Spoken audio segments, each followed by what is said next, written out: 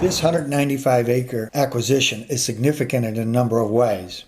It's located in a landscape that has been designated as a globally significant important bird area for the marbled murrelet. And it is adjacent to a recently designated marine reserve, marine protected area, and a seabird protected area. And this is all in Oregon state waters. This parcel is critical in a number of ways for multiple endangered species, such as the northern spotted owl, the coho salmon, the silver spot butterfly, as well as the marbled murrelet. The property has a very storied history. 1970, 68, proposed nuclear power plant. Big sign over there saying, yeah, the new Fukushima of the West. And there was a big for sale sign, proposed resort, destination resort, Measure 37 claim filed here to supersize the resort. And eventually, for decades, people knew we need to protect this place. It's too important for listed species, and we were brought in after numerous attempts at trying to purchase this property in 2008. We, the Nature Conservancy, worked out an agreement with the landowner, $4.1 million purchase price. So we are delighted to have so many partners working together to get this property conserved, and really thank you for your help with the funding process. The Nature Conservancy did an assessment of air photos, and from 1943 to 2005, over 100 acres of coastal prairie habitat in this general vicinity had been lost.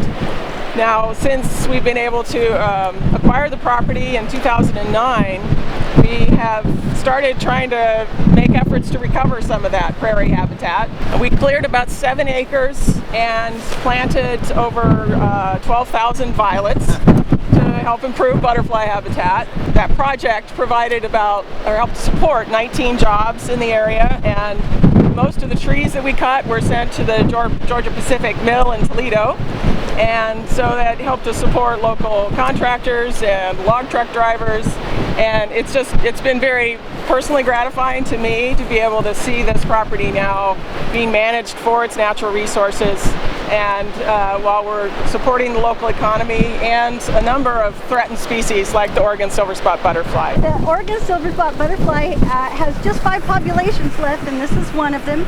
And this is the only area that was designated as critical habitat when it was listed as threatened in 1980. We want to thank you for your persistence over the years in helping to save Victory.